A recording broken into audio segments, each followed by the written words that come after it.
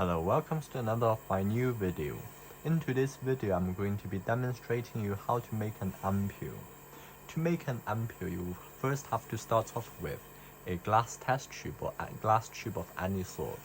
Glass test tube is useful because one end has already been sealed in a hot flame.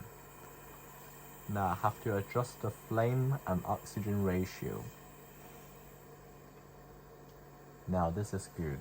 I don't want the flame to be too intense. Now I want to seal this piece of rubber inside the glass tube. So just simply put it in like this. Now to make the ampoule, I will have to seal the top.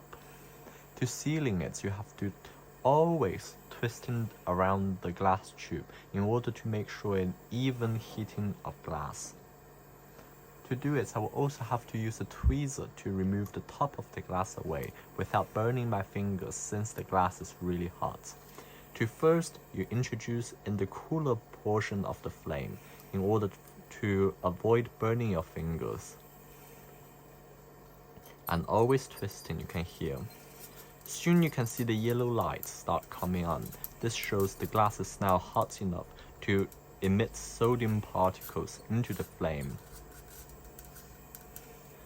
Now, I want to bring it closer to the inner working portion of the flame, as well as pulling at the same time. Now I got myself a beautiful seal. I want to heat it up just slightly in order to avoid shocking the glass when you cool it down certainly, really fast.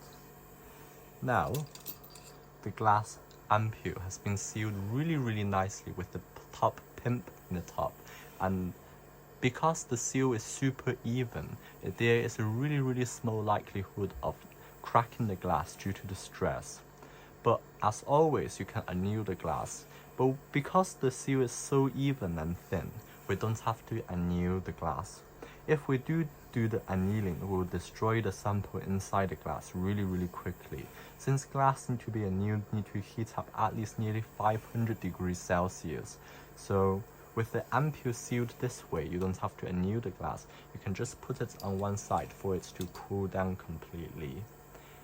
Anyway, thanks for watching. If you like it, please like, share and subscribe, as I shall see you in another of my new videos.